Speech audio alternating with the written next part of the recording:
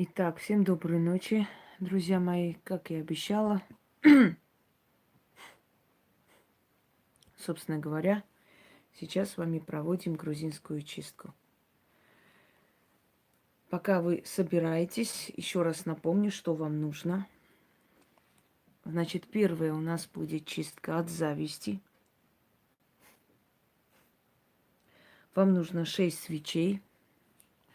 Вот такая какая-нибудь баночка, любая, можно вот такая даже, чтобы закрылась. Соль. Все. Второе, что мы проведем с вами от вредителя. Я уже говорила, что вы не можете противостоять колдовству. Это нереально. Вы можете только с помощью сильных, очень сильных заговоров остановить вредителя или отправить все обратно. Вплоть до смерти можете ему предоставить, если вы все правильно сделаете. Если вы правы в этом случае, то я вам даю такую возможность наказать этого вредителя по полной программе. Но если вы правы. Значит, от вредителя второе у нас нам нужно будет 3 свечи, игла или булавка. Ну, вот, собственно, я подготовила. Значит, черная нить, моток нити. Вот. Третье. Я тогда немножко наполовину сказала, не до конца. Вам нужна будет свеча, такая емкость с водой. Вот. И, собственно говоря, спички. Поэтому, если вы не готовы, пока подготовьте, пожалуйста. Емкость с водой, свеча и спички. Это третья и очень сильная работа. В принципе, они все сильные. Это древняя работа, работа, которая от моей бабушки, грузинской бабушки, я взяла. Поэтому, собственно говоря, в первый раз, наверное, вы познакомитесь с таким древним заговором. И третье, богиня Мзекала, там нужно просто, значит, чаша с водой. Сейчас я возьму, последнее я все-таки забыла. Одну секунду, я пока что-нибудь сама возьму себе. Ой. Извиняюсь, сейчас, секунду. Вы пока готовьтесь.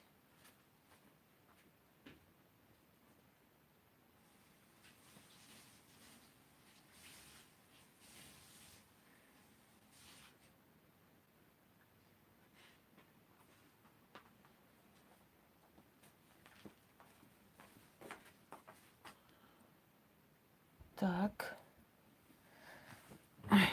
Вот, принесла себе тоже воду.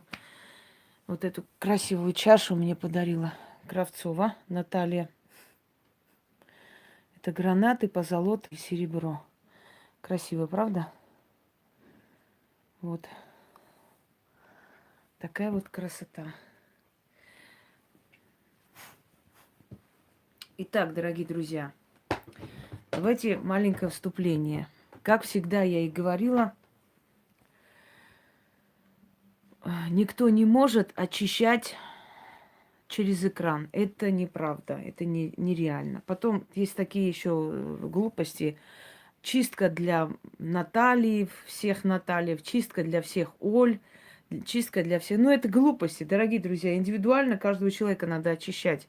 Невозможно, здравствуйте, взять вот и все, на все имена. Потом есть еще такая глупость, значит, капает свечу вот в прямом эфире, всех очищает. Вот я всех чищу сейчас, ни слов нету, ничего нету, чистка какая-то непонятная. Но если кто-то верит в эту ерунду, пожалуйста, добро пожаловать, пускай идут и делают, что хотят. Это как бы их личная жизнь. Никого это не волнует. Мы же проводим с вами настоящие сильные работы, которые настолько реальны, настолько сильны, что сразу же помогают. Доброй ночи всем. Поэтому, дорогие друзья, я стараюсь вам подарить, насколько возможно, сильные работы, чтобы они у вас сработали, даже если вы обычные люди. Понимаете? Нет, не обязательно открыть. Хотите откройте, хотите не открывайте. Здесь не имеет никакого значения. Итак, да, вольт, самый обычный вольт. Вот из сколько свечей тут? Из 3 свечей можно закрутить, такой вольт сделать, собственно говоря. Здесь не надо особое искусство, здесь нужна вся своя ярость и злость. Вот такой вольтик по-быстрому. У меня есть, конечно, вольты более такие профессиональные, именно из воска и так далее для работы. Но я просто специально сделала. У вас нету таких профессиональных вольтов, поэтому вы можете делать сами такую ерунду.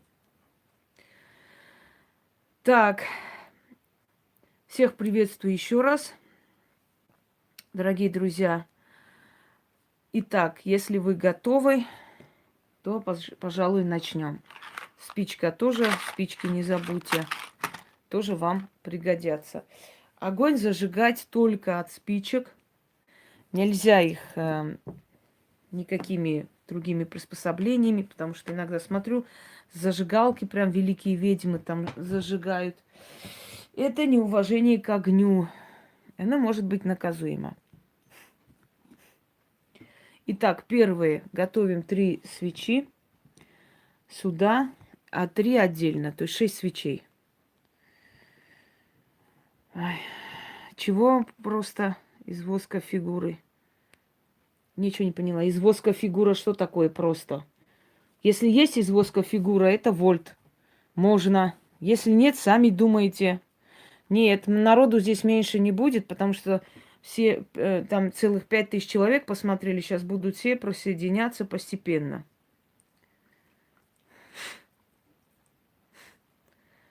Ну вот, уважайте.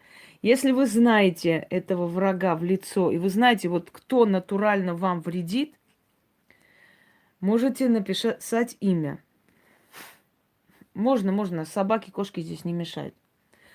Если вы знаете, собственно говоря, кто вам вредит, да, если не знаете, если их несколько человек, просто сделайте вольт от всех вредителей. Этого достаточно, дорогие друзья. Удар пойдет всем. Грузинский язык – это картлийская группа языков, это очень древний язык, и сила этого языка, ну, уже говорит само за себя. Понимаете как? Чем древнее народы, тем сильнее их магия. Вот в чем дело-то. Не поняла ни видео, куда ставить. Я ничего не поняла. По-русски говорите, пожалуйста. Слушайте, дорогой народ, скажите мне одну вещь. YouTube удаляет матерные эти, как его, посты? Как же я тебе жить-то буду? Как же мне послать народ? Если YouTube не дает мне спокойно материться. Что такое, а? Непорядок. Да удаляет, не могу ставить мат. Как на 3 буквы отправишь, значит, сразу YouTube его не сохраняет, просто не сохраняет. Да, как же будем говорить? Сейчас русский народ будет молчать, как рыба, я не могу понять. Как разговаривать без великого русского языка? Да? Помните Винокур, когда за мат штраф назначили и говорит, стало так скучно, грустно, вроде и поговорить не о чем. Да. Короче говоря, есть специальные слова, которые, если ты пишешь, отвечая человеку, оно удаляется. Вот. Меня терзают мутные сомнения, а вчера кто-то нажаловался, или это уже программа Ютуба, матерный... Так и говорю, сегодня всех лесом послала. Вот, пока еще они не догадались, что это тоже мат, пока допускают. Вот. И меня терзают мутные сомнения. Может, вчера никто и не жаловался. Может быть, на самом деле... Не видно. Мой алтарь вам не нужен. Вы свой сделайте. Вот. И я думаю, может, вчера сам YouTube и сделал это. Вот.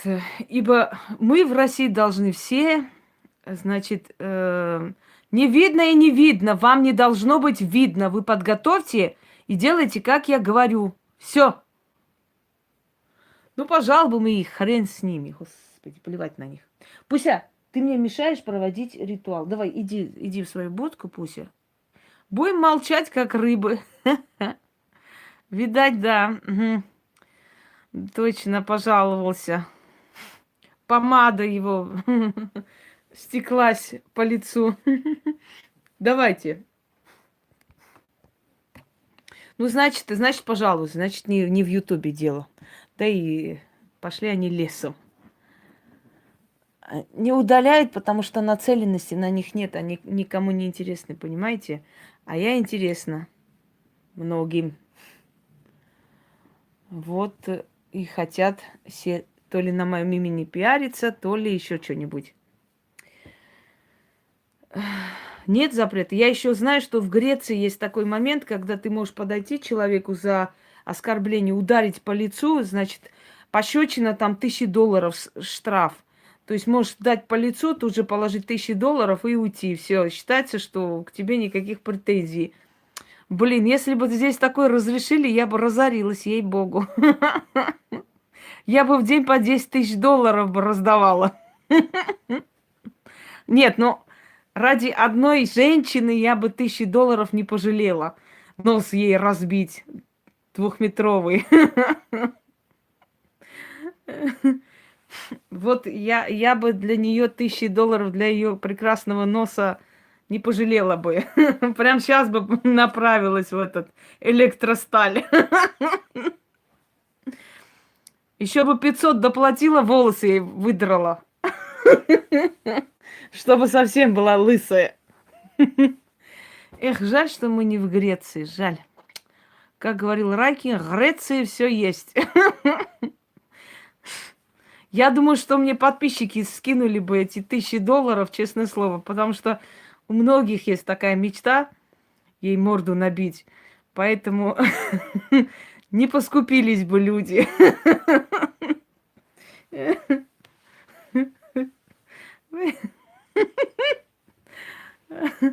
Все.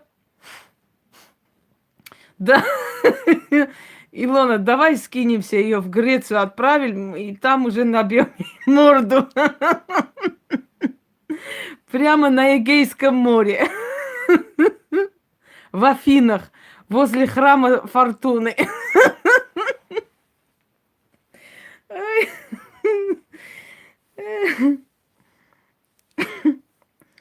Да, моя великая греческая мечта.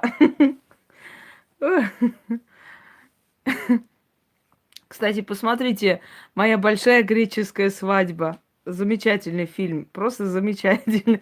Он настолько много раскрывает южный темперамент и южные вот эти все, знаете, обычаи, традиции, семейные устои. Вообще интересно. Все. Значит, давайте перейдем к серьезным делам. Я просто собираю народ, потому что знаю, что сейчас опоздают, кому-то не сразу придет, кому-то постепенно. Я думаю, что ей настолько хотелось бы попасть в Грецию когда-нибудь, она готова аж котов своих продать. Мне кажется, что она согласилась бы на такое, даже ценой сломленного носа. Фиг с ним. Отрастет. Так, дорогие друзья, сделаем следующее. Да.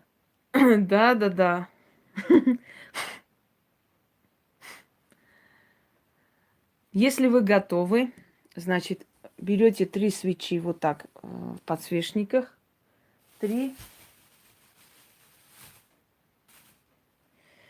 3 отдельно отложите, потому что 3 свечи должны догореть, а, значит, отдельные свечи, вот, здесь отложите, потому что это будем мы как бы очищать себя воском. Вот, поэтому я говорю, да, к сожалению, пока еще не все были готовы, поэтому я немножко так решила антракт устроить минут 15. Все, открываем банку, вот эту, с водой. Вот посыпьте сюда соль.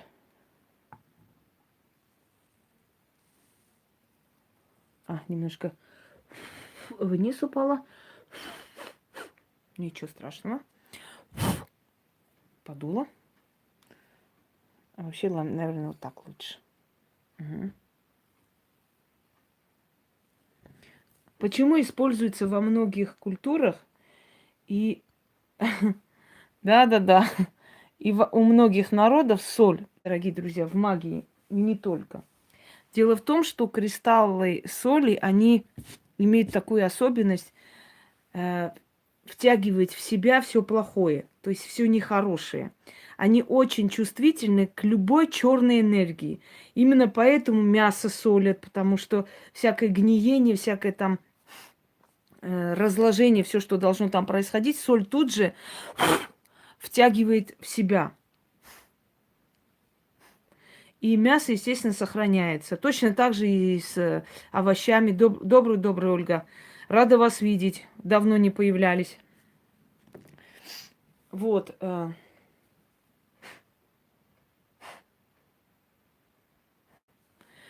И именно поэтому соль часто используется в чистках для того, чтобы втянуть, очистить вот это все, вот эту гнилую энергию, нехорошую энергию, которая на человека ложится, а у нас всю жизнь будет такая энергия. Дорогие друзья, когда мне говорят, ну вот чему мне завидовать, вот чему мне завидуют, вы поймите одну вещь, люди понятия не имеют, какой ценой вам что дается, понимаете? Они видят уже результат, и все, этого достаточно, чтобы вам завидовать.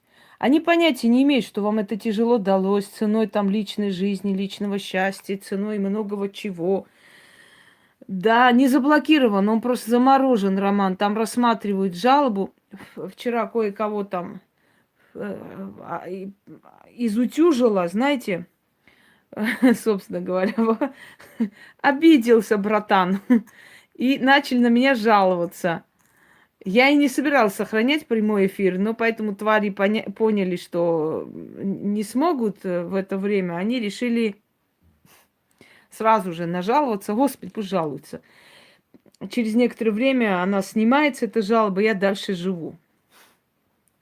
Так что, когда говорят, что вот почему почему мне завидуют и прочее, но не удивляйтесь, что вам завидуют, потому что даже бомжи друг другу завидуют, если кто нашел больше бутылок, чем другой, да, они ему завидуют. Хотя, казалось бы, чего там завидовать, и у них жизнь незавидная. То есть хочу сказать, что зависть, она присуща любому человеку. Я знаю очень-очень богатых людей, знала, которые ужасно завидовали своим бедным родственникам за то, что у тех там, например, вот они поехали на дачу к нему и увидели, как он красиво эту дачу обставил, сделал красиво все. Миллиарды у этих людей, миллиарды. Я говорю, да ты можешь сама позвать такого же мастера, и он тебе эту дачу сделает такую же. В чем проблема? Нет, у него зависть. Почему? Почему? Нет, еще не начинали. Почему должно вот у них быть, понимаете? Почему вот я вот такой богатый человек, я не додумался, да, потом можно проводить, уже сказано. Я не додумался, значит, а у них почему вот есть такое, понимаете? То есть не ищите повода, почему вам завидуют. Завидуют, потому что завидуют. Вот и все. Есть люди, у них внутри эта зависть сидит. Дорогие друзья, у нас у всех есть понятие зависть. Если честно, у нас у каждого человека есть зависть. Вот я, например, смотрю, девушка прошла красивая, да, вот вся фигуристая, и я обзавидовалась, думаю, блин, я что же была такая 20 лет, какая красота, как мне, а почему я вот сейчас не такая, понимаете, я обзавидовалась секунду, а потом раз ловишь себя на мысли, говоришь, ты чё, тебе 40 лет, а ей 20. И потом жри поменьше, и у тебя тоже будет такая фигура. Ты ничем не хуже. У тебя свои прелести есть. Понимаете? И вот ты тут же себя останавливаешь. То есть ты говоришь, Сейчас не время это объяснять, сейчас другой говорю. И ты тут же, знаешь, останавливаешь себя при мысли, что ты не права. Все, это удел сильной личности. Сильная личность, дорогие друзья, может контролировать свои чувства. А слабая личность дает волю этим чувствам. Запомните, это маленькая такая сила, злая сила, которая поселяется, понимаете, поселяется в твоей душе. Это вот такая крошечная зависть, которая сущность. Она сущность. И она питается, значит, она питается вот теми отрицательными эмоциями, которые мы создаем вокруг, делая зло. И вот эта маленькая, вот эта демоническая сущность, дорогие друзья, она вселяется в ваш мозг. Если вы вовремя эту зависть не остановите, она будет питаться вот этой вот злобой со всех, увеличиваться настолько, что овладеет вашим разумом, а потом уже вы не сможете себя контролировать. Вам все время нужно будет кому-то сделать зло. И вы никогда в жизни не верьте, когда говорят, я тебе завидую белой завистью. Нет белой, черной, красной зависти. Зависть – это зависть. Она будет расти, да. Ни один завистник не будет завидовать только на словах. Это перейдет в действие. Вам обязательно будут мешать жить. Не может быть такого, чтобы человек просто завидовал на словах, вот так обзавидовался, да, и на этом остановился. Нет. Если у него есть доступ к интернету, он будет писать о тебе гадости, вранье распространять. Если у него есть доступ к каким-то службам, например, он будет капать на тебя, чтобы тебя как-то, знаете, спасибо, чтобы тебя проверяли. Если у него есть другие возможности, он будет по-другому это делать, понимаете? То есть, о чем я хочу вам сказать? Ему нужно, у него физическая болезнь, боль, просто буквально боль физическая от того, это я сказала, да, зависть – это рак души. Это физическая боль просто для него, когда он видит, что у него, у человека, которому завидует, все хорошо. Вот многие люди, вы никогда не замечали, вот у вас по соседству могли жить такие женщины, которые всем завидовали, всех ненавидели, всем дочерям там чужим клеймо там какое-то ставили, понимаете? Мол, вот такая-то гулящая, это мы вот взяли ее замуж, она этого недостойна. У них у самих жизни нету. Муж пьющий, дети непослушные, там сын с ними не живет, не хочет их видеть. Дочь такая же гулящая и так далее, но невзирая ни на что, она все равно вот это вот все, всем посылы отправляет, все такие, все сяки. Это уже погибшие души. Понимаете, дорогие друзья? Так что зависть контролируйте. У каждого человека зависть есть. У каждого нормального человека есть зависть внутренняя. Потому что вот видишь там что-то такое, блин, я тоже хочу, а почему у меня нету? Вот и я хочу. А потом раз, и вот себя вот тут же останавливаешь и говоришь, так, а я что-нибудь сделала для того, чтобы у меня было? Я сама виновата, все, нечего людей винить. Тут же убивайте в себе эту зависть, не давайте ему расшириться, она вас уничтожит. Теперь пойдемте дальше, дорогие друзья. Вот зависть. От зависти чистка. Грузинский язык, он древний, он очень сильный. И вообще грузинские ведьмы одни из прославленных.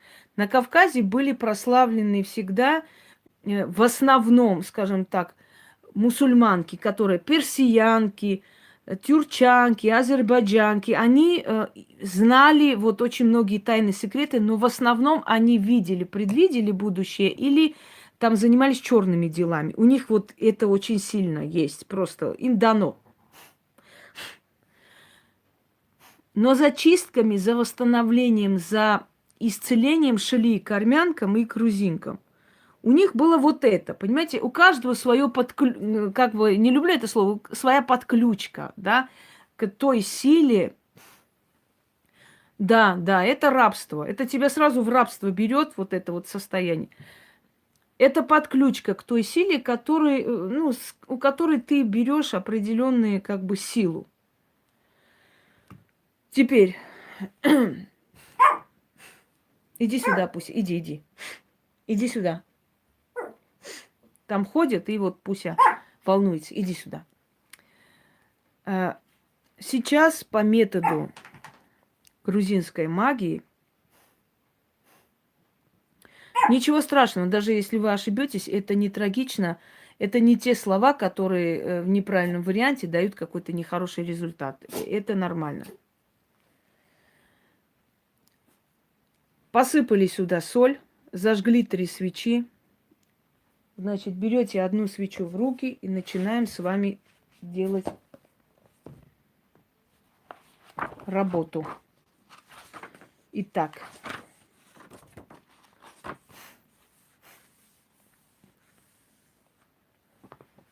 Да, поскольку это все на древних таких методах, поэтому они и сильно действуют и работают. Так, взяли свечи, все готовы. Буду читать медленно, чтобы вы все успели повторить.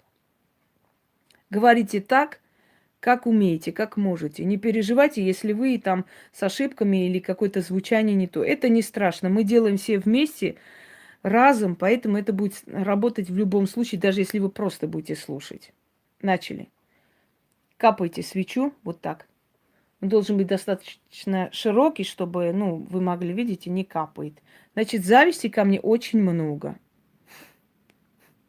Название чистки от зависти. От зависти или от черной зависти, так называется. Если у вас свеча не горит, если она потухает, это значит, эта зависть у вас очень сильная. Если она будет стрелять, значит, просто смертоносная зависть. Если она будет коптиться и чернеть, это значит, вам собирались сделать зло. Понимаете меня?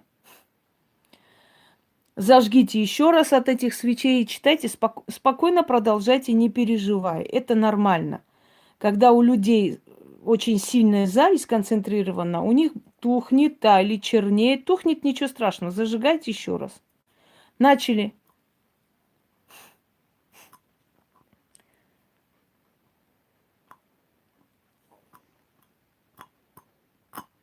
Так. Да, вот у меня стреляет. Нормально.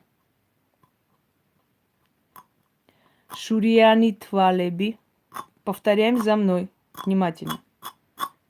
Шурияни твалеби. Бороти гули. Шави ситвеби. Цуди сурвилеби. Сашинели ланцхва.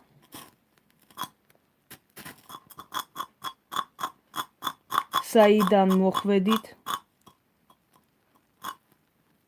ან თუ ვინმე მოიტანა? ან თუ ბოროტი? შავი კაცი? ან ქალი გაგზავნა? საიდან მოხვედით? იქ წადით? შავი გზით? შავი ქვის ქვეშ? მიდით? მომშორდით? დაცვით შავ ცეცხლში? დაიხჩეთ წყალში? დაბრუნდით შურიანთან. Амен, амен, амен. Во. Вторую свечу. Точно так же. Спокойно за мной повторяйте.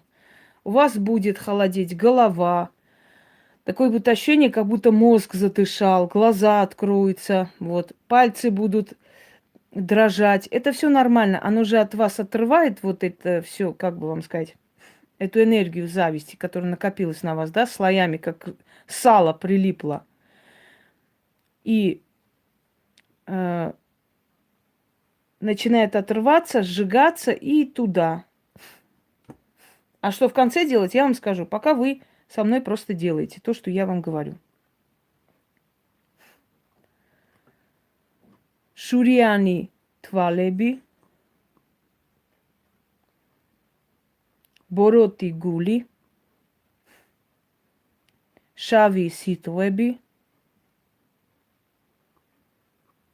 цуди сурвилеби, сашинели ланцхва, საიდან მოხვედით? ან თუ ვინმე მოიტანა? ან თუ ბოროტი? შავი კაცი? ან ქალი? გაგზავნა. საიდან მოხვედით? იქ წადით? შავი გზით. შავი ქვის ქვეშ მიდით, მომშორდით, დაცვით შავ ცეცხლში, დაიხჩეთ ცხალში. დაბრუნდით შურიანთან. Амен. Амен. Амен. Читаю немножко такими звучаниями, чтобы вам было удобно повторять, потому что в грузинском языке звучания очень такие необычные, неповторимые. Не в каждом языке они есть. Есть только во французском есть там, например, «хэ». Теперь второе. Ну, я вас предупредила изначально, что она будет и потухать, и она будет и так, и сяк. Ничего страшного, Фатима, вы еще успеете взять воды, насыпать соль и начать с нами делать.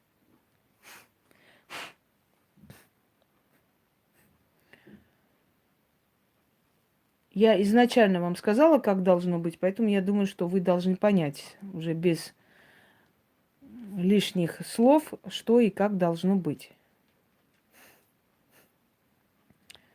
Дальше. Глаза есть, Маруля? Смотрим свечу куда. Глаза открой и посмотри. Начали. Зато потом легче станет. И на работе люди, которые вас доставали, у них начнутся проблемы. Можно самой делать. Я уже говорила 500 раз. Потом можно это все делать самой. Дальше. Еще раз повторяем за мной. Шуриани твалеби, бороти гули, шави ситхвеби, цуди сурвелеби, сашинели ланцхва, საიდან მოხვედით? ან თუ ვინმე მოიტანა? ან თუ ბოროტი? შავი კაცი? ან ქალი? გაგზავნა? საიდან მოხვედით? იქ წადით. შავი გზით, შავი ქვის ქვეშ. მიდით, მომშორდით, დაცვით, შავ ცეცხლზე, დაიხჩეთ ცხალში. დაბრუნდით შურიანთან. Амен. Амен. Амен. Докапайте последнюю свечу.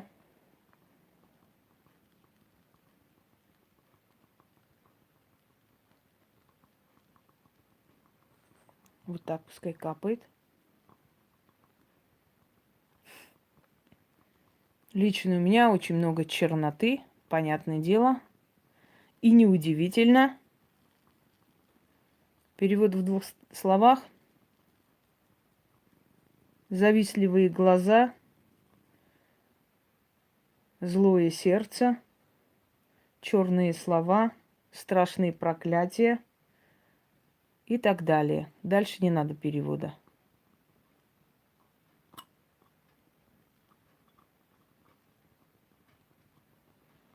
Вот, сейчас, секунду.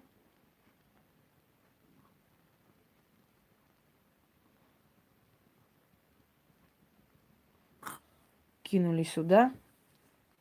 Вытаскиваете 3 свечи. Вот эти 3 свечи, пока вы читали.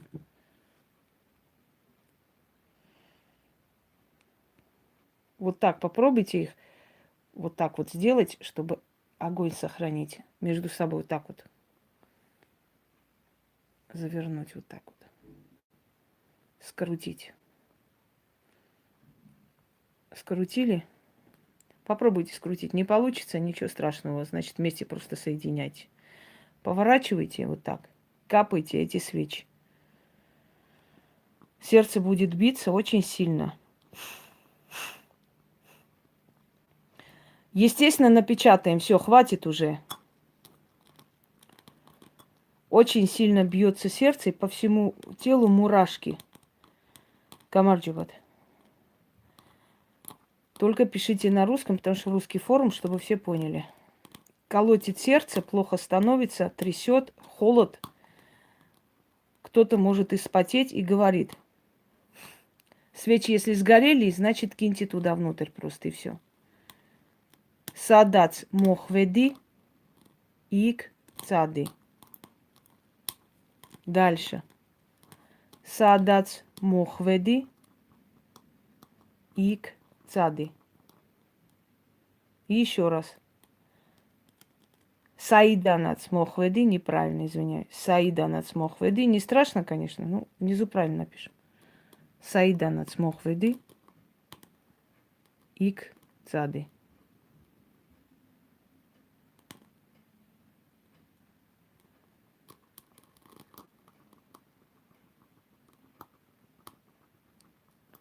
Докапайте.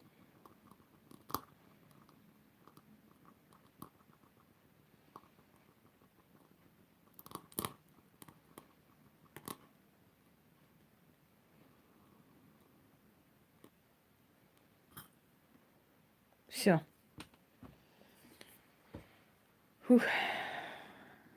Вот видите эту красоту?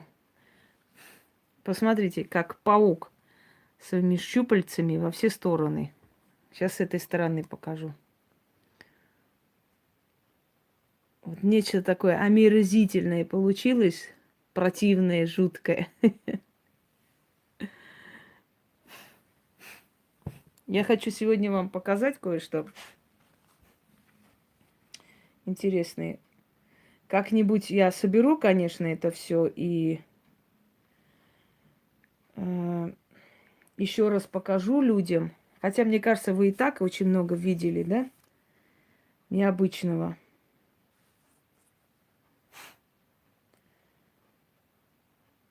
Так.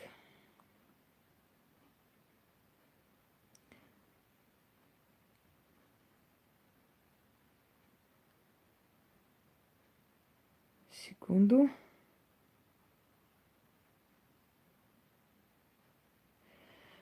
Ой, не могу найти.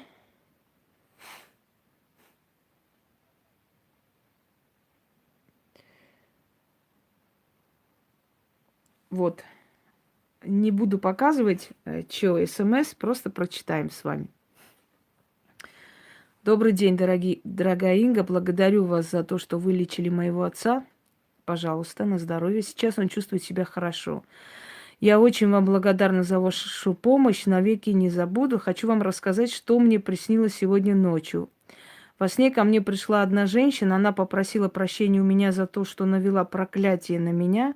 Также она попросила передать вам, что просит прощения за то, что наводила проклятие на невинных людей. И пообещала, что больше этого не будет делать. Дальше. У нее был очень напуганный вид. И она умоляла, чтобы вы с ней больше ничего не делали. Я пообещала передать вам ее слова. Вам виднее, что с ней делать. Благодарю за вашу доброту, за вашу помощь, за то, что помогли мне в моей семье. Низкий вам поклон. Желаю процветания вашему роду, долгих лет вам, вашему сыну. Огромное вам спасибо за все. А я написала, нет, уж за все надо платить. Вот. Еще раз во сне придет, передай ей. Вот, а папа ваш будет жить. А теперь я хочу вам сказать, такие письма не раз мне приходили. Вот, вы знаете, я во сне увидела там, или во сне, или человек сам приходил. В Казахстане одна женщина, которая здесь была в Москве, я ей помогла, она поехала туда. Это истинная история, это случилось где-то 6 лет назад.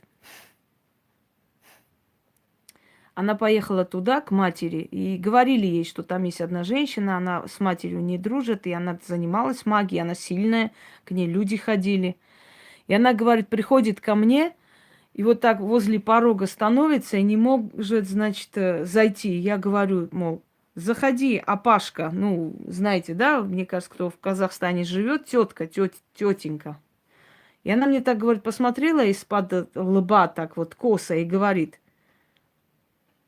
не буду я заходить. Отвернулась, идет, и вдруг повернулась, обратно пришла и говорит, ну-ка скажи, кто тебе эту защиту поставил?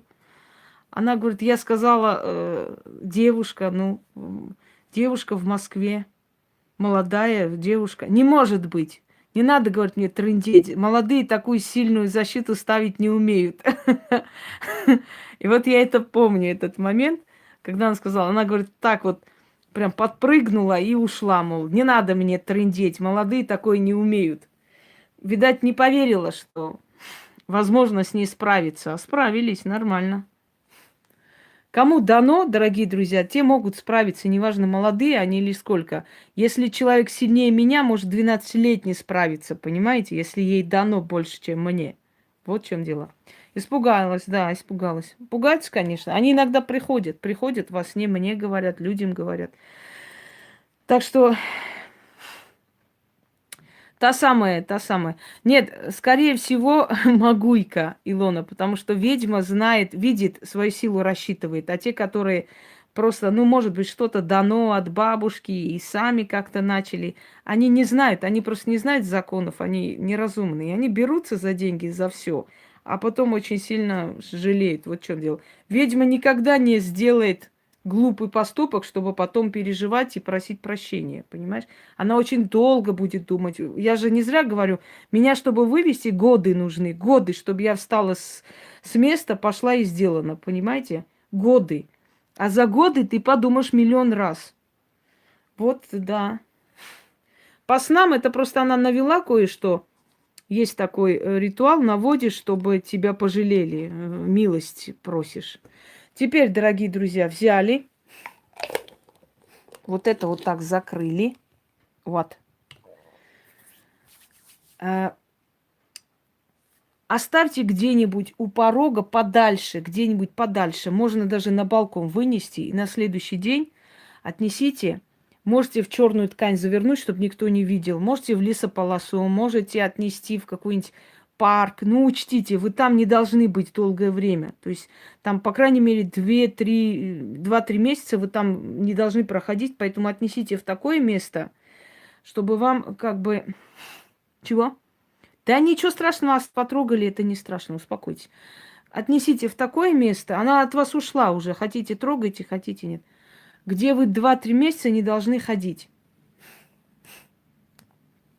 Значит, закрывайте в черную материю, если хотите. Если не хотите, может так отнести, если вы не переживаете. Спасибо большое. Спасибо. И, кстати, ваши подарки у меня лежат. Вон там они еще я отложила. И розы белые, подаренные вами, очень долго стояли. Вот как ни странно, белые розы долго стоят. Просто удивительно. Дольше, чем красные. Значит, дорогие друзья, ну, конечно, мероприятий много, значит, привлекли внимание.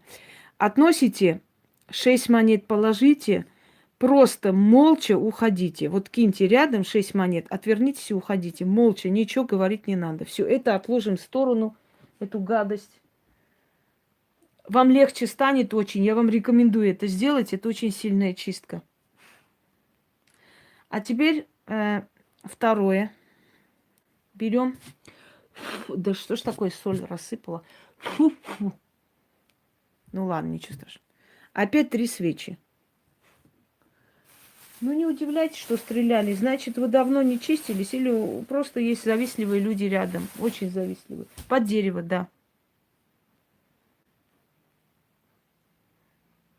Ничего страшного, проведете отдельно.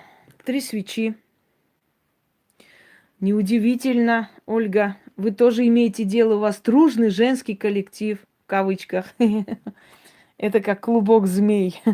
Поэтому ничего удивительного, что стреляла.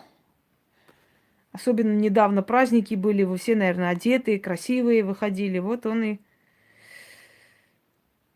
Нет, муж не должен отнести, никто не должен касаться вообще, кроме вас.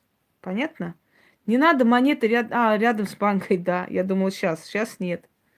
Монеты рядом с банкой, на землю. Блин, вот вам все надо объяснить прям на пальцах, реально, как в фильме «Глухонемых». Да.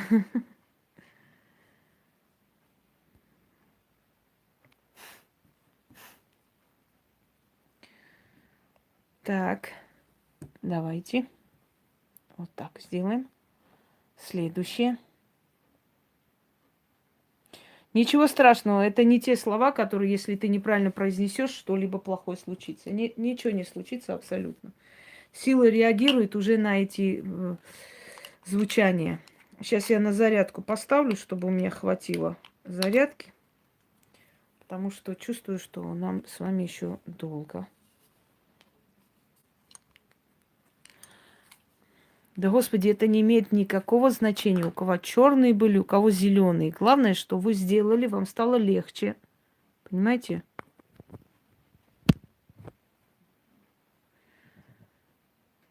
Можно и сейчас вынести, но прямо сейчас не стоит.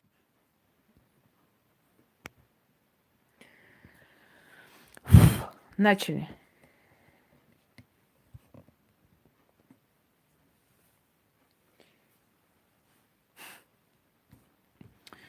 Так, 3 свечи. Яна, не надо баранов оскорблять. Я один раз в детстве видела, как бараны переходили через мост. Молча переходили. Мы, дети, падали с этого моста, держались, кричали. А бараны очень спокойно. Чабан там что-то сказал, и они друг за другом послушно прошли этот маленький мостик через реку, полуразрушенный. Абсолютно спокойно. Поэтому, когда сравнивать с баранами, я говорю, не надо оскорблять баранов. Я видела, какие бараны умные животные, между прочим. Так что вот так вот. Сегодня день защитников баранов. Новый праздник объявляю. Идите гулять.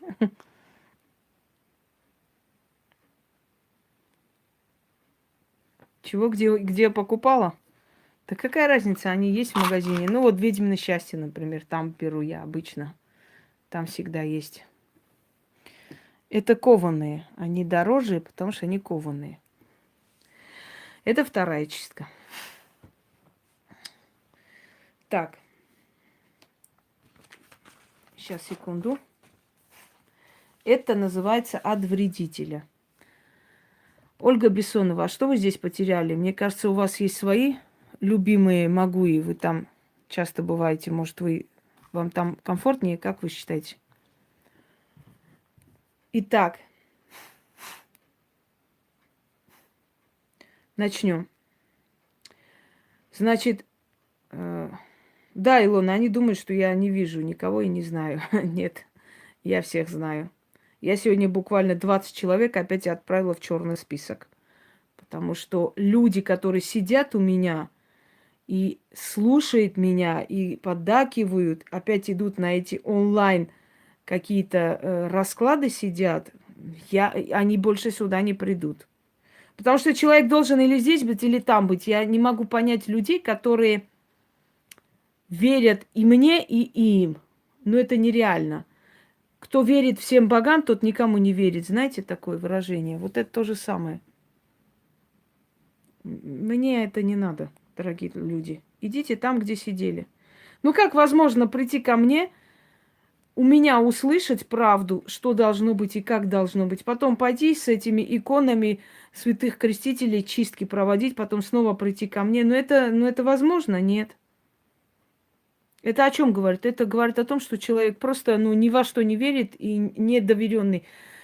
Дорогие люди, если вы хотите, чтобы какая-то сила вас защитила, неважно какая, христианская, не знаю какая, делайте фигуру спокойно, любая получится. Это не сложно. Вот смотрите, одна свеча вот так, другая вот так, крестообразно повернули ножки, эти две ручки, третий наверху голова.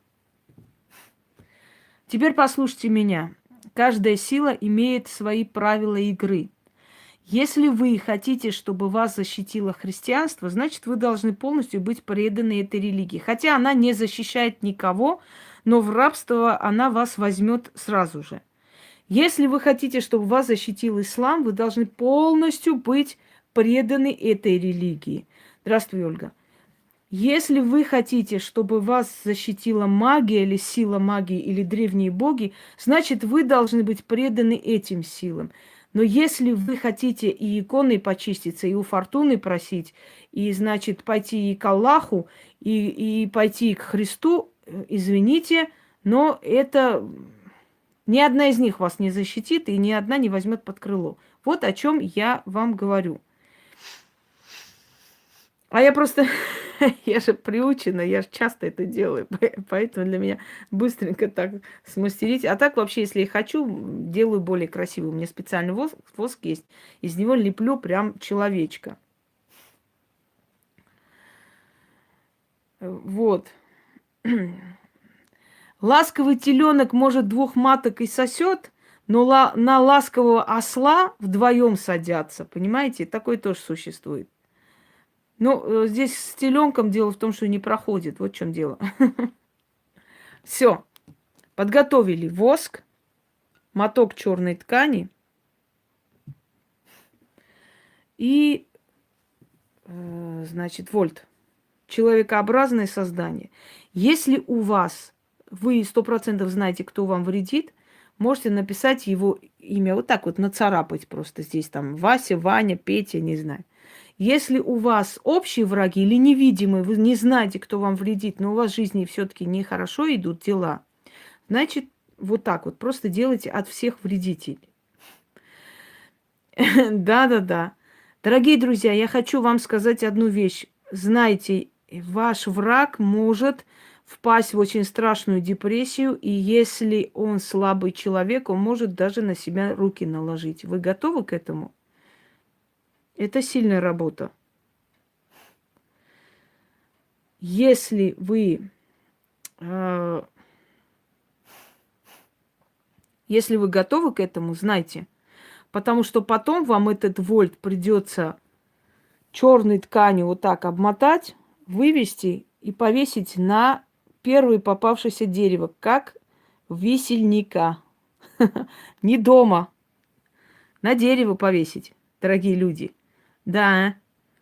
Поэтому учтите, это может привести не обязательно к смерти, это может привести к очень сильной денежной потере, может привести к аварии, может привести к очень страшным вещам. Неважно даже, знаете вы этого человека или нет, потому что этот ритуал я дала женщине одной, у которой постоянно, значит, у нее был магазин, все время приходили с проверками, все время приходили там еще что-то проверяли, кто-то даже там накапал еще пострашнее вещи, пришли, проверили с обыском дома и так далее. И, значит, она, когда я ей дала, я ей сказала, я говорю, будьте готовы. И вы знаете, ее подруга, ее близкая подруга, собственно говоря, значит, попала в очень жуткую аварию. У нее обожгло все лицо. Ей удалили ухо, потому что она просто, ну, не то что удалили, она улетела, хрящик. И ей просто полностью ампутировали эту часть, закрыли. Что у нее там с ногами, в общем, жутко пострадала, превратилась в инвалида. Так что это я вас предупредила. Если вы не готовы к этому, значит, не пробуйте. Потому что это сильная работа, очень сильная. Начали. Да, она умеет дружить. Она влюбилась просто в ее мужа, а он ее послал. Он сказал, я со своей женой много лет, но это он потом признался. Он сказал, я со своей женой уже 25 лет, и она мой настоящий друг, поэтому даже речи быть не может. И вот она решила вот таким образом гадко, мерзко, низко мстить. И этих людей просто достали 2 года с этими проверками, со всеми этими. Да, оказывается, не все мужья твари, которые бегут по первому же зову. Да. Я помню, когда у меня брат как-то сидел в кафе, и вот несколько человек мы сидели, вот так вечно кружится, вертится одна баба. Значит, подходит молодой человек. Вы не хотели бы выйти со мной покурить, поговорить? И он говорит, нет, девушка, я не хочу. Вот она начала опять кружиться, опять туда-сюда. В конце концов говорит, молодой человек, вы что, женщин боитесь? Так ехидно. Он говорит, нет, милая, я трипера боюсь. Вот так. Начнем. Ой, дорогие люди. Так что уважаю тех мужчин, которые не бегут, как шалавы, как только их пальцами поманили. Понимаете? Это омерзительно, да? Это такое ощущение, как будто так легко любого мужика взять в оборот. А где ваша сила воли? Она же должна быть. Вот. Есть, и хорошо, что есть. Значит, не все потеряно в жизни.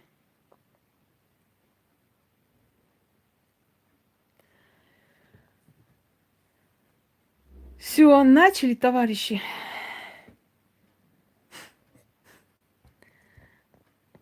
Значит,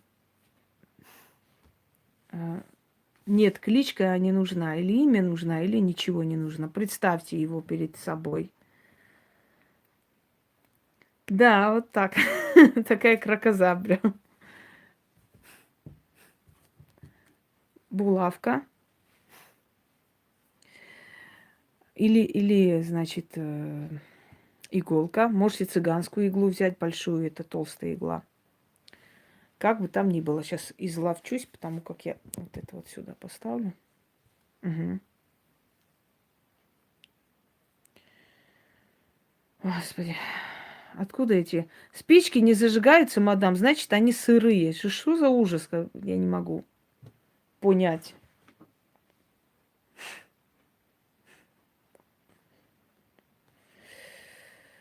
Ой.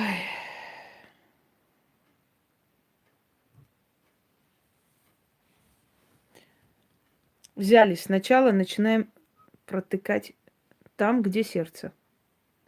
Да, мне кажется, в такой ситуации многие мужчины побывали, особенно статные, красивые, они все побывали, Роман. Но не каждый достойно вышел из положения. Некоторые побежали в кусты, как девки.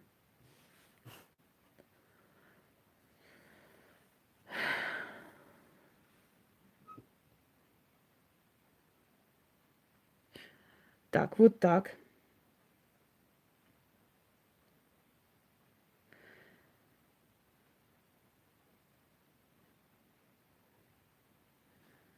Один раз протыкаем сюда. Да, можно представить всех, можно никого не представить, и они сами выйдут. Эта сила сама их найдет и накажет. Можете не переживать. Дальше. Да, сижу высоко, гляжу далеко. Многое видел. Следующее, голову. Вы меня послушайте внимательно и делайте. Голову.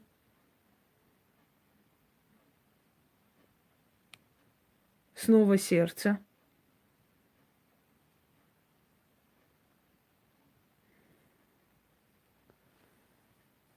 Вот так положите. Берите иглу, протыкайте ему сердце. Оставьте вот так. Теперь смотрите. В традиции грузин отпевают человека, 2 свечи ставят по 2 сторонам, третью вот здесь. В любую сторону, это не важно. Третья должна быть в стороне. А 4 пусто. То есть смерть, то есть до жизни человека, ну, не существовал, то есть он был умерший, он был душой, да, смерть, жизнь, смерть и вечная дорога. У осетин тоже есть такая традиция: 2 пирога или 3 пирога. 2 пирога означает жизнь, смерть. 3 пирога, смерть, жизнь, жизнь, смерть, жизнь, извиняюсь. То есть 3 пирога делаются в хорошее время. Это не именно вот 3 штуки делают на всех. Нет, по 3 ставят просто. 3 пирога называется. 3 пирога. Ну, а что делать на русский язык? Если так хорошо задуматься, да, вот так звучит. Нехорошо. Извращенная ты, Яна. Вас, матушка, не туда понесло. Итак, вот таким образом ставите свечи, как отпевая его, а это сюда. Все, дорогие друзья, концентрируйтесь. Соберите сейчас всю свою силу, ненависть. Представьте, что вы просто наказываете тех людей, которые вам причиняли боль. И начинаем. Просто читать, глядя на эту красоту.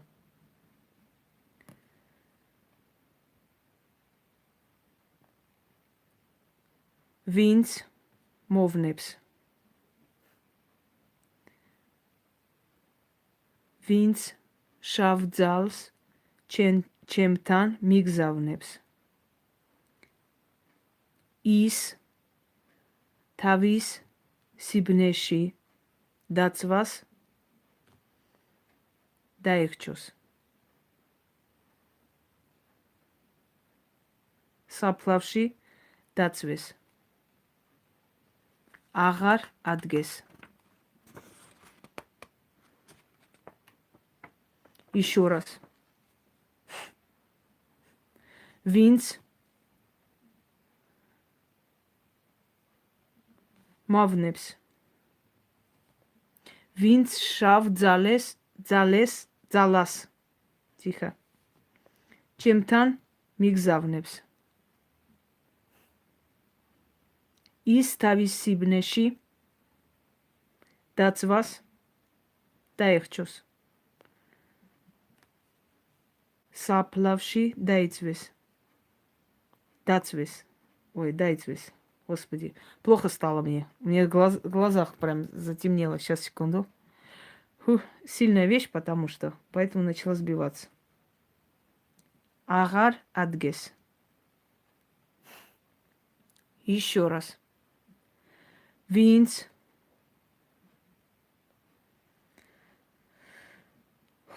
Мавнепс. Винц. შავძალას ჩემთან მიგზავნებს. ის თავის სიბნეში დაცვას დაეხჩოს. საფლავში დაიცვეს. აღარ ადგეს.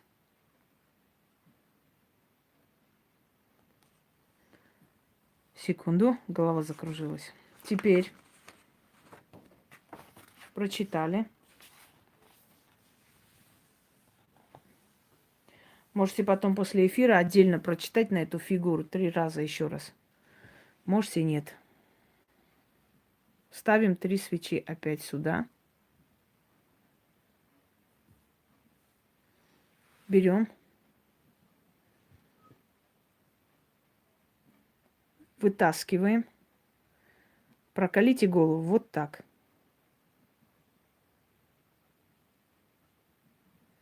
Да, да, да, так и будет, Яна. Голову проколите вот так. Берите черную нить.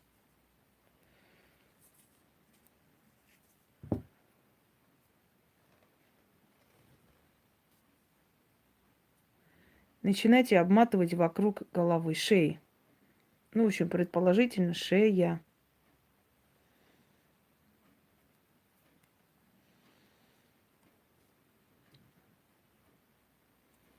Мотайте.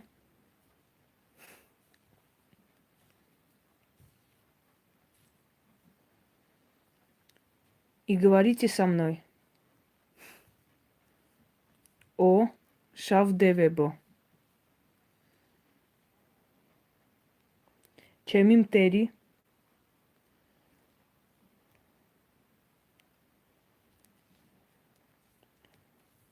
Квенвадз леб. Сачукрат. Тихо.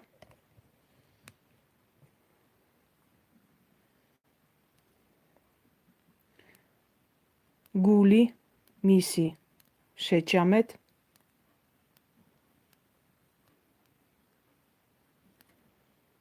Си цоцхле далиет. Сули монат аирет. Саплавши дамархет. Игос эгре. Рогорц меминда.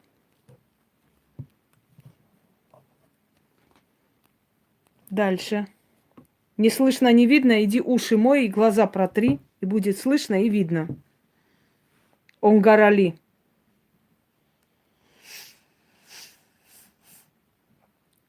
Еще раз.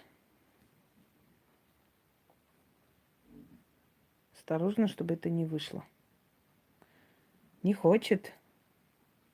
Однако, на виселицу. Сопротивляется.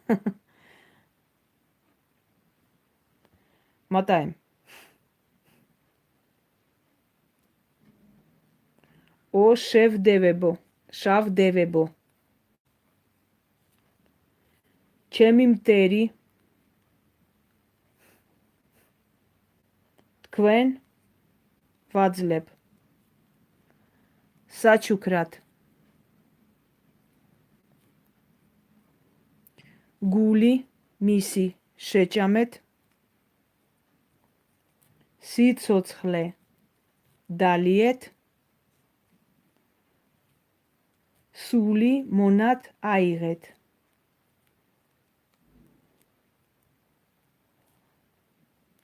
Саплавши дамархет. Игос эгре. Рогорц меминда. Помотали? Прекрасно. Теперь определенную нить вот так вот отрежьте. Все. Петлю сделайте таким образом, чтобы оно потом висело и нормально висело.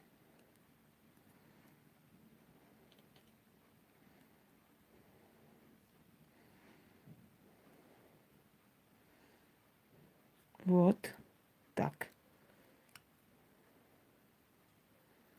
Таким образом.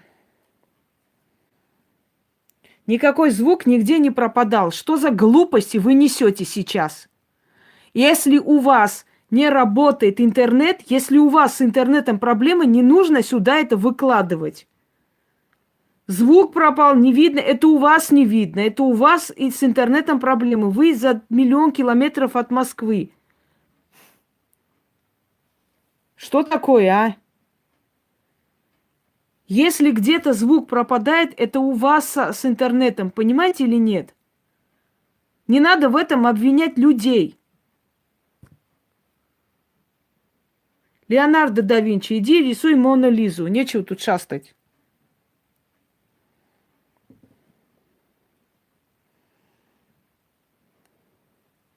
Можно узел завязать? Можно. картину такую великую оставил, пришел сюда. Иди, иди, рисуй до конца.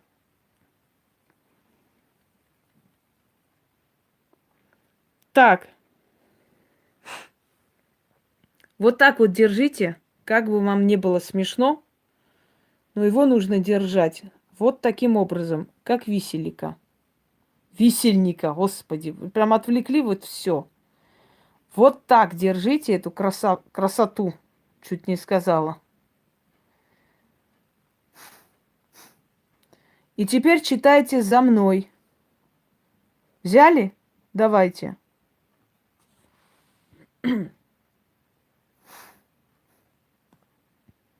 О шавдевебо.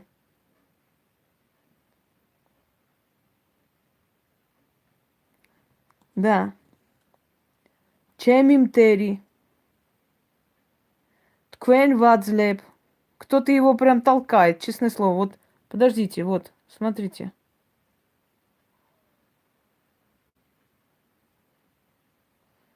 Вот прям кто-то толкает. Вот у вас тоже он начнет шевелиться очень жутко. Именно тот, кому мы отдаем его в откуп. В этих словах сказано, что вы отдаете его душу, сердце и жизнь, откуп дивам. И вот такое чувство, что они приходят его забирать. Он очень сильно будет у вас туда-сюда шататься. Не бойтесь.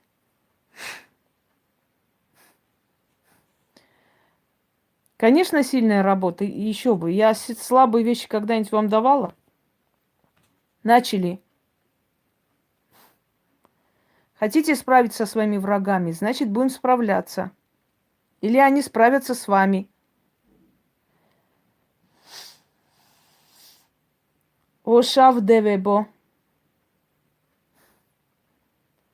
Чемим тери. Тквен вадзлеп сачукрат. Гули миси шечамет. Сицоцхле далиет. Сули монат аихет. Саплавши дамархет. Ихос эгре. Рогорц меминда. Причем рука у меня абсолютно неподвижного. Еще и очень сильно болит, потому что как будто тяжесть навалилась. И последний раз читаем с вами. О шавдевебо. Чемим тери. Тквен. Вадзлеп. Сачукрят. Гули миси шечамет. Сицоцхле далиет. Сули монат аигет. Саплавши дамархет. Ихос эгре рогорц меминда. А теперь скажу для самых отчаянных. Если вы этот вольт отнесете и повесите на кладбище, на кладбищенское дерево, то у вашего врага начнется смертельная болезнь. Я все сказала. Но там, где вы это оставите, оставляйте красное вино,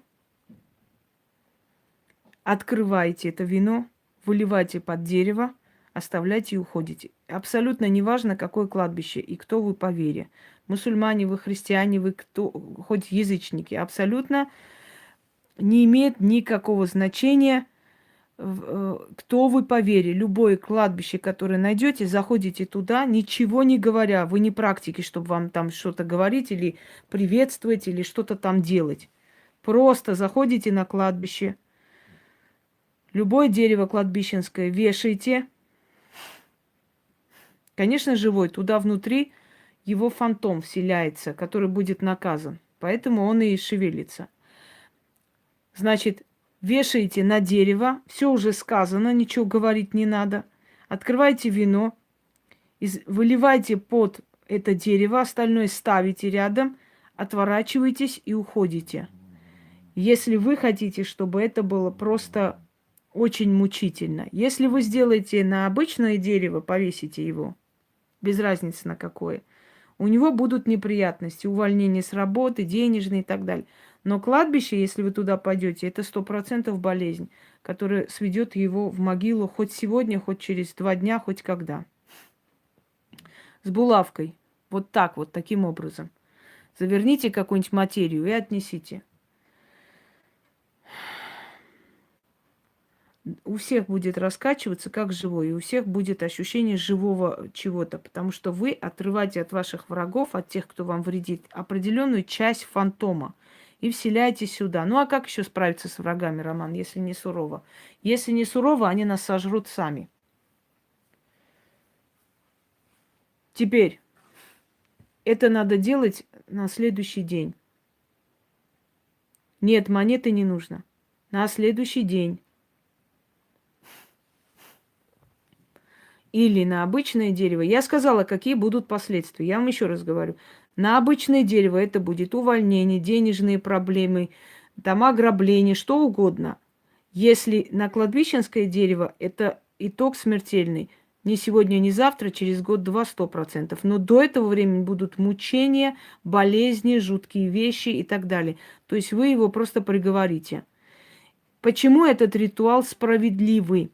Потому что вы не делаете порчу людям. Вы поймите, это не порча. Когда дураки некоторые говорят, а вот за это будет то, это. Ничего быть не может.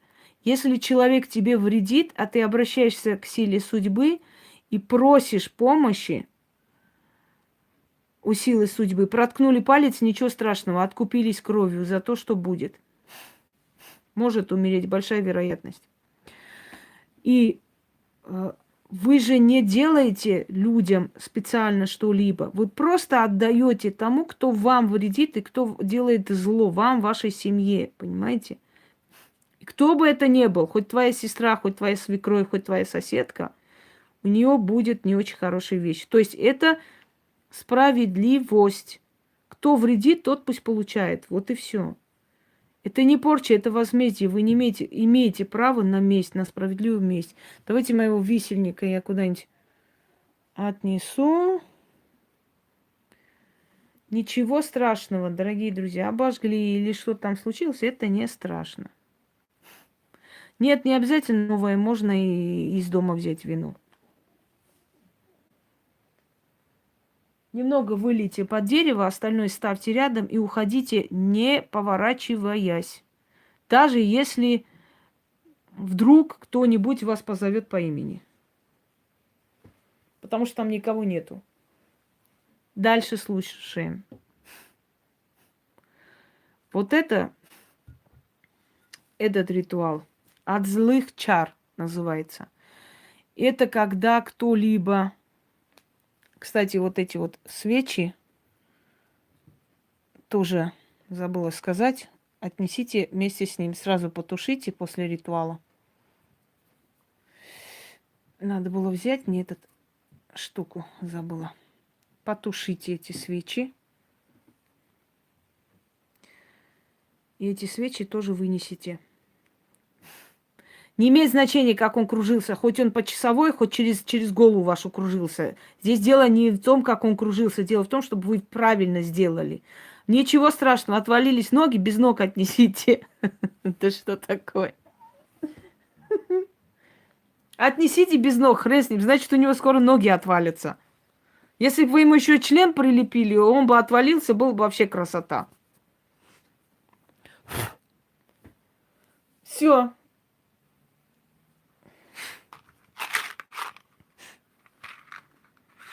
Да. Спички, вода. Можно в черную ткань, чтобы было покультурнее. И свеча одна. Переходим к очень древнему заговору, очень древнему, которому уже несколько тысяч лет. Внимание. Может быть, кто-то этот заговор знает, допускаю. Может быть, где-нибудь и встретите, может, где-нибудь. Хотя навряд ли, может быть.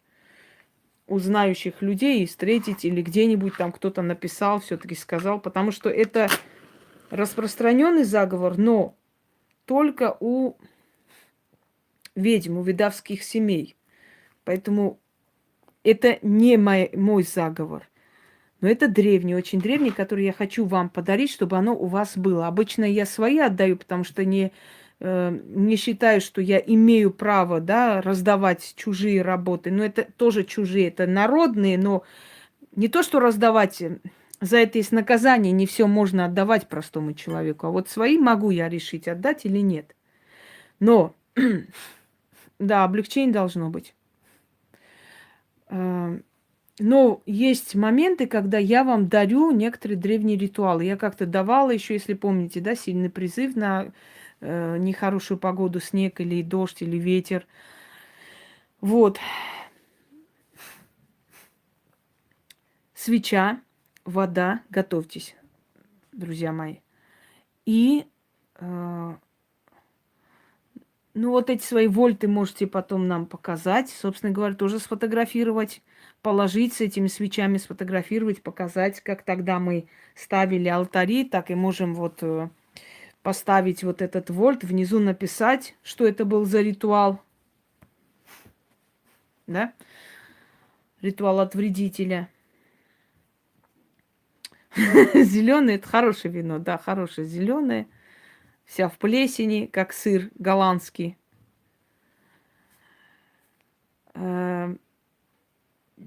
Нет, не надо на дереве сельфи делать. Делайте дома. На дерево ничего делать не надо. Там надо повесить и уйти сразу же.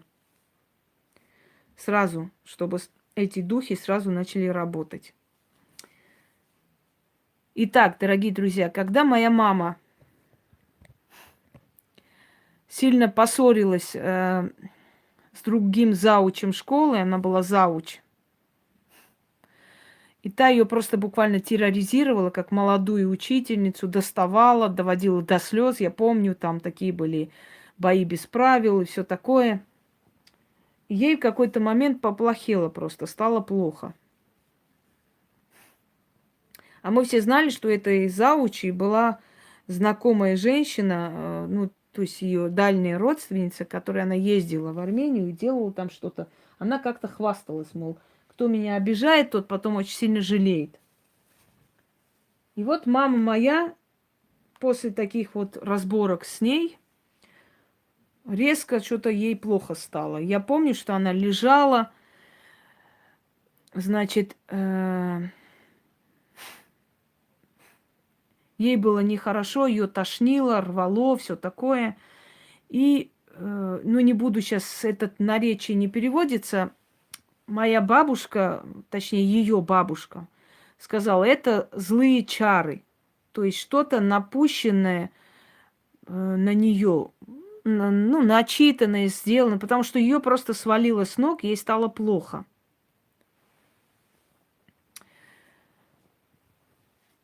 И вот она вот это начитывала на мою маму и умывала ей лицо. И на следующий день у меня мама встала на ноги и после этого вышла из больничного и продолжила идти. Но наша зауч, дорогие друзья, во время уроков упала в обморок. Такая толстая баба, вот такая вот тучная, грузная. Я сейчас восстанавливаю картины своего детства, вспоминая это все. Вот этот момент. Значит, поздравляю вас, Мария, с днем рождения. То есть у моей мамы это было снято, и в течение, наверное, 2-3 дней, когда она уже вышла на работу, все, она мне преподавала, наша зауч, математику. Ей стало плохо на уроке, она упала в обморок. Я помню, что она там язык проглотила, чуть ли не побежали с ложкой, начали вытаскивать у нее. Нас выгнали с класса, мол, идите гуляйте, идите. Ей водой лицо промывали. В общем, ей было плохо. И я запомнила это. Потом, через некоторое время, я помню, что я у своей бабушки попросила, где-то мне было 21 год, где-то так. Я попросила, сказала, там моя тетка ехала в Грузию.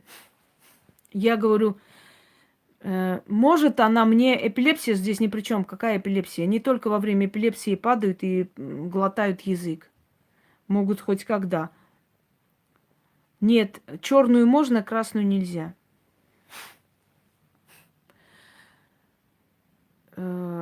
Значит, когда она уезжала в Грузию, я говорю, бабушке позвонила своей, я говорю, пожалуйста, вместе с книгой в книгу положи вот это, запиши. Это она не всем давала. Я говорю, запиши, пожалуйста, отправь нашей бабушке, другой бабушке заговор ее свекрови, маминой матери. Мне иногда говорят, ой, там путается в бабушках. Ни в чем я не путаюсь. Просто мои все бабушки чем-то обладали. Сильнее всего была папина прабабушка. Вот и все. Но папина мать тоже знала это. Понимаете, даже мама моя некоторые вещи знает. Я помню, когда мама нашу соседскую корову вылечила в России. Ой, она нам целый месяц молоко носила. Ой, спасибо, Нина, спасибо, без тебя там она бы сдохла. Она помирала, что-то у нее плохо было. Вот, и говорит, мол, какая-то соседка пришла, похвалила мою корову, после этого ей плохо. И вот моя мама ходила 3 вечера, ну так, в сумерки, заговаривала эту корову, я до сих пор помню. Я говорю, если ты это умеешь, что не делаешь? Не-не-не-не, я только так иногда. Боится, боялась. Не все смелые, дорогие люди. Так вот я вам даю сейчас этот заговор, и я вас прошу пользоваться этой работой очень, скажем так, внимательно, очень избирательно, как и любой работой.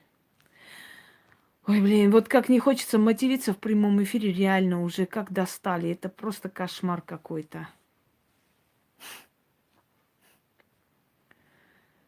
Но в любом случае, учтите, это очень древняя вещь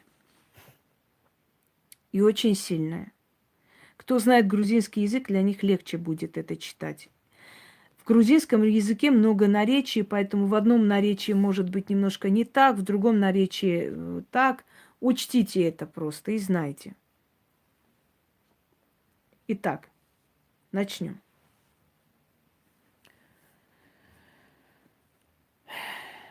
Я это выставляла в своей группе в Одноклассниках, потом удалила. Не знаю, кто-нибудь, может, и взял, и где-нибудь поставил. Может быть, у нас народ очень быстро это все, да, смекает. Ну, думаю, что нет. В любом случае, не имеет значения.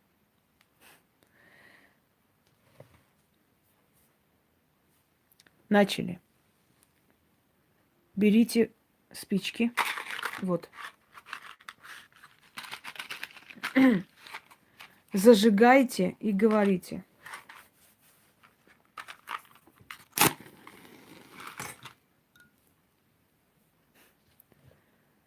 Шагилоцав твалисаса. Уцин чеми тависаса.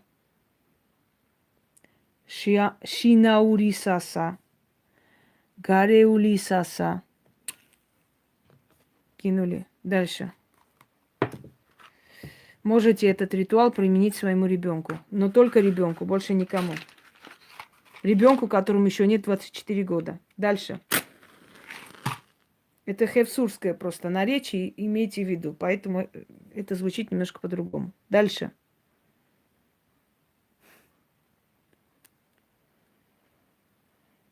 Перавнисаса. Перкмалисаса. Шенса. Втваласа. Втвалисаса. Твалавса.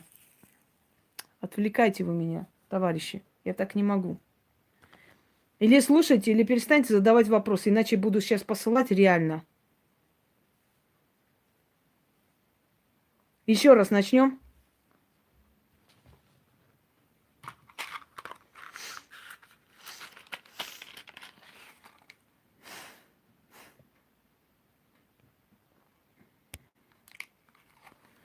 Не имеет значения в конце соса или чего.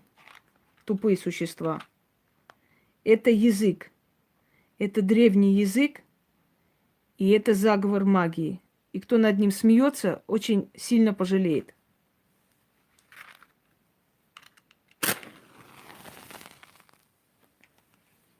Начали дальше. По новой. Шагилоцап твалисаса. Уцинчеми тависаса.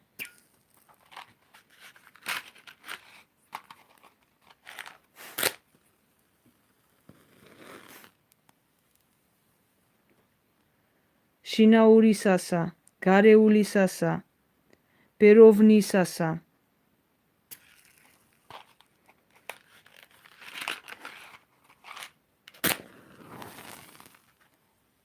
Беркмалисаса.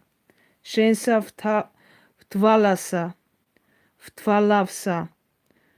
Твалши нацари. Гулши лахвари. Банидан мехи. Каридан цецхли. Лоцва чемс. Ваше имя.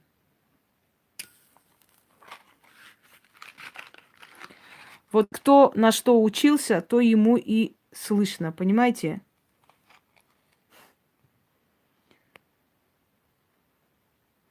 Вот у кого саса чаще слышно было в голове, тот это и услышал. А нормальный человек услышал просто заговор на другом языке.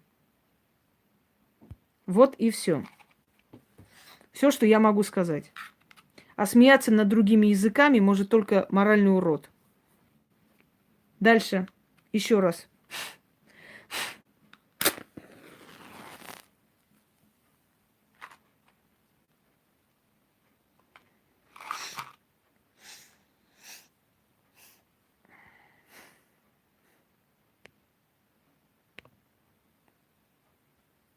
Начали. Шаги лоцав.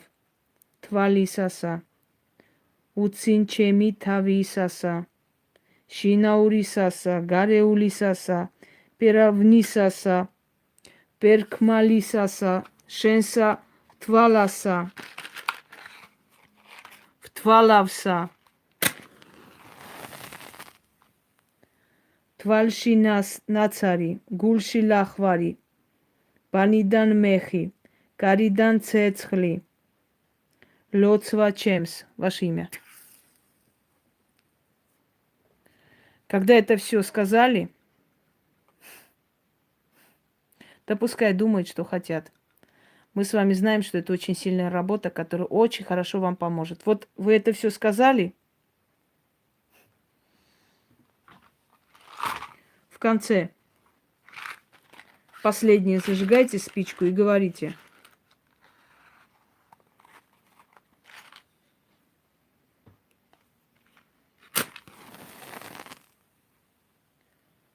Лоцва чеми рчеба твиса.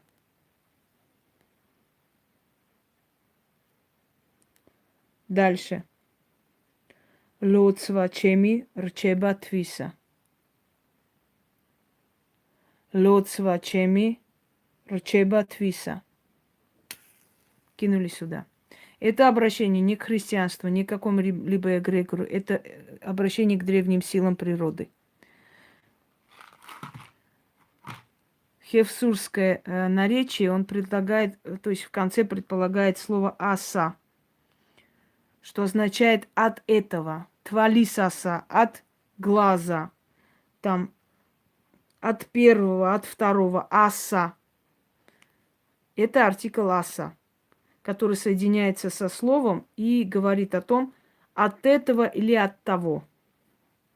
Больше ни о чем не говорим. Правильно, Роман. Кто что услышал, тем и занимается. Теперь берите эту воду и послушайте меня внимательно. Сейчас идете. Я иду вместе с вами в ванную. Умываете лицо и протирайте подолом платья или майкой то, что на вас есть.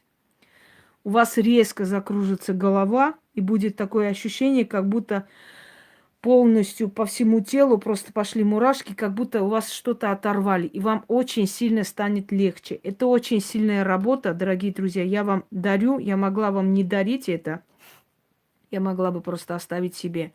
Это очень сильная работа. Вы можете проводить со своими близкими, то есть с детьми только, да. Если человек лежачий и не может двигаться сам, вы можете этому человеку это провести. Больше никому и никак, только себе. Каждый раз, когда у вас на работе будут страшные... Подождите, скажу про спички тоже. Блядь, из какого хлеба вылезли?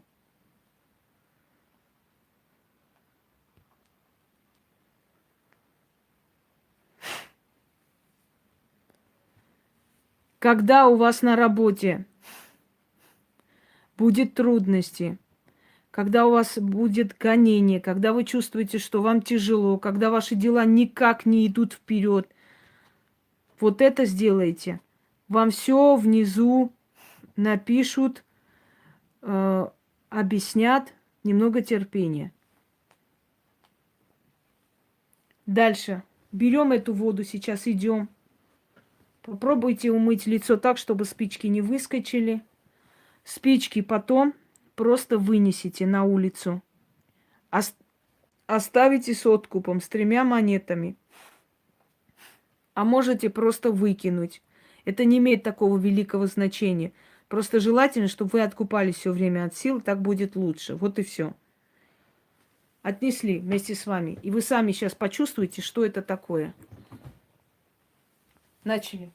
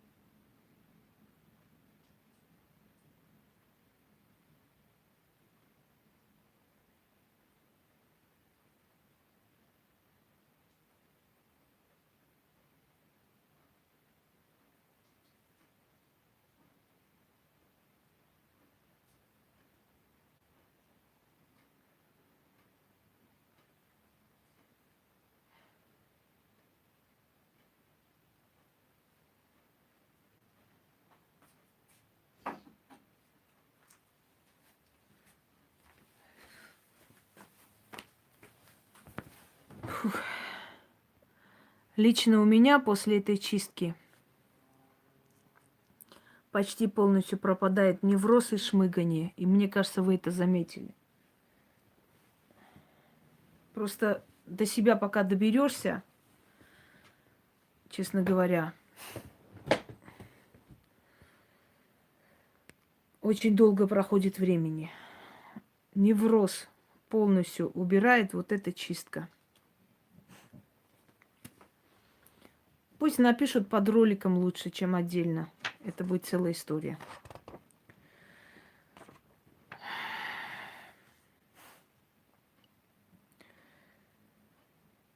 Фух. Да, головная боль сразу уходит. Если вы сделаете 3 ночи кряду, это 3 сумерки, да, то мигрень может остановиться. Мигрень, правда, она такая, скажем так, болезнь хроническая, но она может остановиться. Все эти работы сильные, просто один из них направлен на чистку, другой направлен от зависти, да, а это от злых чар. И она действительно резко помогает. Дорогие друзья, каждый язык имеет свою силу. Я не просто так вам даю на разных языках. Я могу перевести, например, на русский язык и дать, но это не так сработает. Это как ковер наизнанку, понимаете? Но когда на своем языке, лучше ничего страшного не понимаете, не страшно. Доверьтесь мне, здесь же в форуме есть и грузины, они прекрасно вам скажут, что в этих словах ничего плохого нет. Оно сильное и оно направлено на чистки. Так что вы можете спокойно это делать. Свечу можете оставить догореть и просто выкинуть. Это не имеет значения. Еще раз говорю, вы можете и свечу в этом ритуале, и спички просто выкинуть. А можете просто вынести и откупиться. Можете потом, ну как хотите. Так. Ой, надо прийти в себя. Ну вот через несколько тысяч лет и мои ритуалы будут настолько сильны, хотя они сейчас уже сильны. Спичками пахнет немножко от нас, но ничего, не страшно. Вы же все равно дома, на свидание никто не пойдет, целоваться никто не собирается, так что все хорошо. Если у вас есть телефоны с собой, можете поискать Мзекала, ведьмина изба, или просто Мзекала назвать и все. И выйдет ритуал Мзекала, который я напоследок хочу вам дать. Просто вы можете сразу с экрана прочитать, да и все. Скажем так.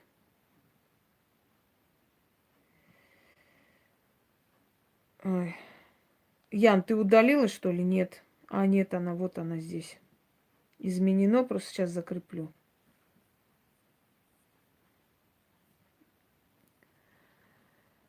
Вот, мзекала очень сильно помогает очистить лицо, улучшить состояние, кровообращение.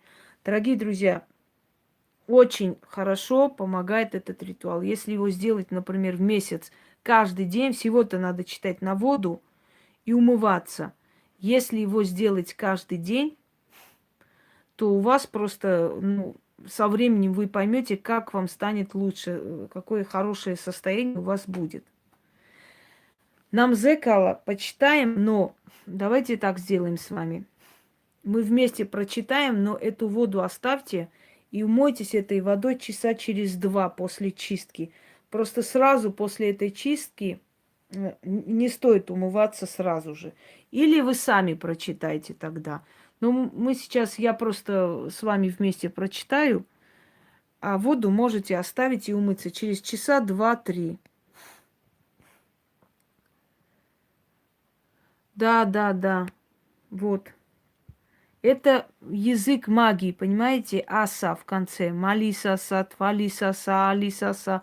Это все именно из грузинской магии. Это очень древние заговоры. И тот идиот, который над этим смеется, ох, как заплатит дорого этим силам. Он даже понятия не имеет, что они делают. Какие дебилы. Реально отсталые несчастные люди. Можно утром умыть лицо, это не столь важно. Вот. Бзекала, кто она? Богиня красоты, молодости. Буквально Мзекала переводится как солнечная женщина или женщина солнца. Считается, что это не бог солнца, это просто богиня любви и красоты. То есть Афродита, Венера грузинская, Мзекала. Это языческое божество, естественно. Супруг ее был лунный бог Тетри Георгий, его так называли. Белый Георгий.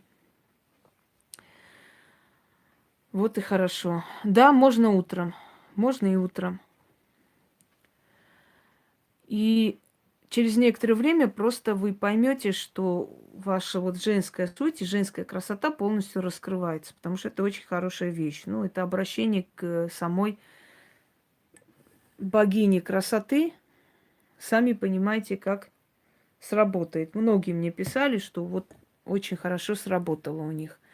Еще яблоко Евы работает тоже на молодость. По-разному. У всех по-своему. Каждому свое. Но мзекала вроде бы всем подходит, если честно. Ой, вот есть мой памятник, да? Я памятник себе воздвиг нерукотворный, туда не зарастет народная тропа, сказал Пушкин и помер.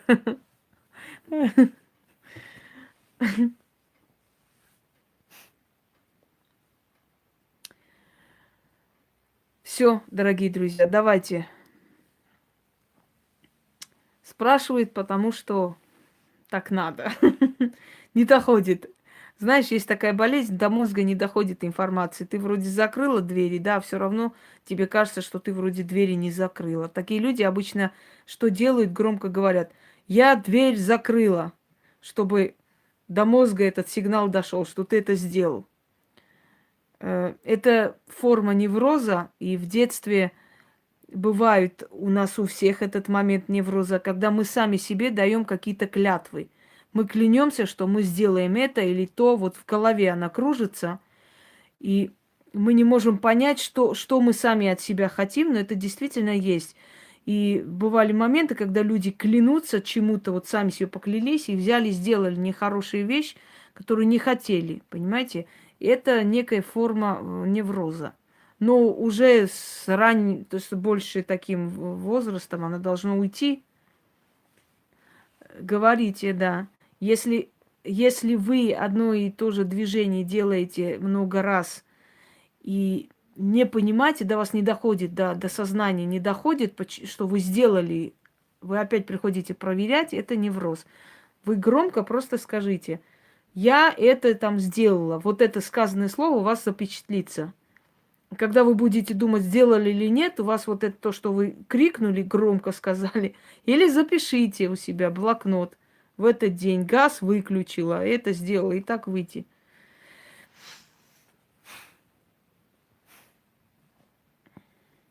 Так, да, легкость теле и спать будете хорошо на самом деле. Сейчас очень сильное расслабление пошло. Давайте почитаем Мзекала, и я вас отпущу, потому что после чистки надо вам просто теперь отдохнуть. Идите выпейте чаю с лимоном. Не особо много ешьте, потому что после чисток не стоит много есть. Организм очищается. Чай, кофе, вот что-нибудь такое легкое. Начнем.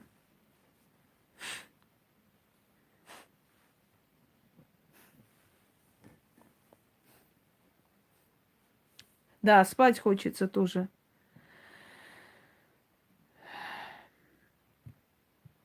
Да, да, да.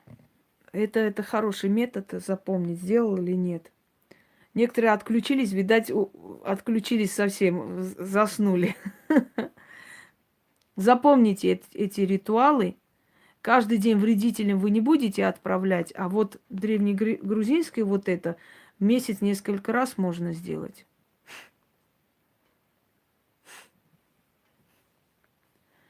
Читаем, дорогие друзья, начали.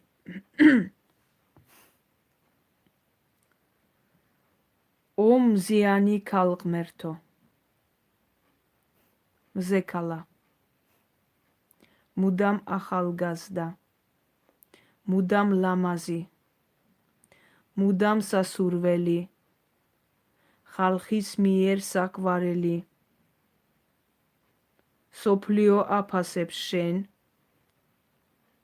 О уктави калгмерто.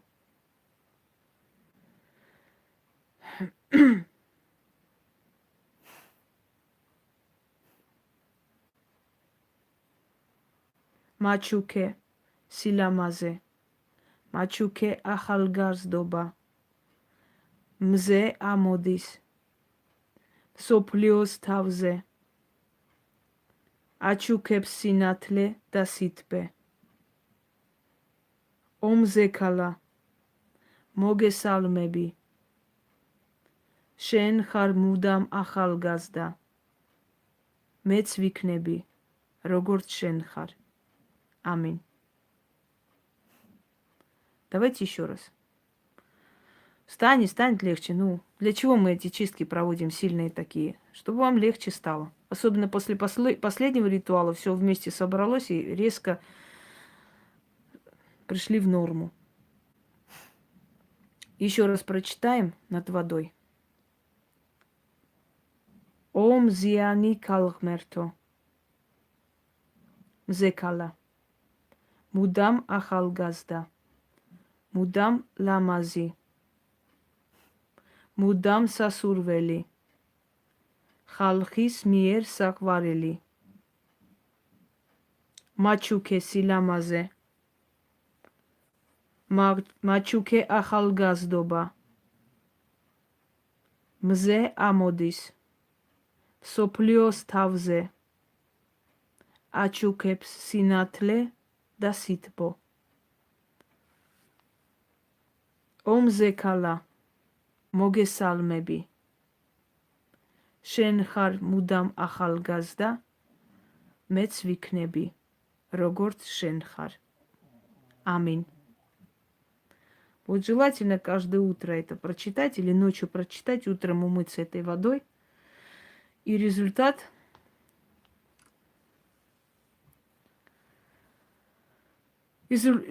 будет налицо, дорогие друзья. Вы сами увидите. Это не только лицо, это кровообращение, улучшение состояния общего, вот много чего еще. Но умываться лучше или утром, или через 2-3 часа после вот этих, скажем так, всех ритуалов, которые мы с вами провели. Не спешите. Ну что сказать? Внизу понятно, что сложный язык. Русский язык тоже очень сложный. Очень сложный для других народов. Вы думаете, русский язык очень легко учить? Самое сложное в этом мире учить русский и китайский. Вы знаете об этом? Просто вы привыкли, что все народы постсоветского пространства знают русский. А сейчас, видите, переходят уже потихоньку на английский. Уже многие даже не знают русского.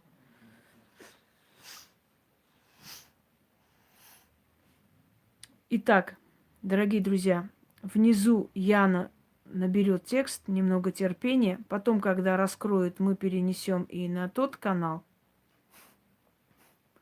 Делайте эти ритуалы, особенно первый ритуал и следующий, который было направлено на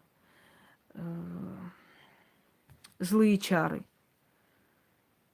Мне самой стало так легко, прямо, что ж делать. Жива, здорова, иду по их бараньим головам. Понятное дело, что ненависти полные штаны, и не только к вам, и ко мне в том числе. Стало действительно легче. Ай. Отличное состояние за долгое время. Пользуйтесь во благо. Текст будет, возьмете. В скором времени они будут и в книге. Ян, эти тоже внедри в нашу книгу, пока оно в проекте. Пускай будет. Это тоже стоящие вещи. А там посмотрим, как и что. Да. Знаете, друзья мои, если человек хочет помогать людям, ему никто не запретит это сделать. Ни всякими замораживанием каналов, ни всяким облаиванием. Никто этому человеку не запретит оставаться человеком, поверьте мне. Вот и все. Всем удачи и всего хорошего.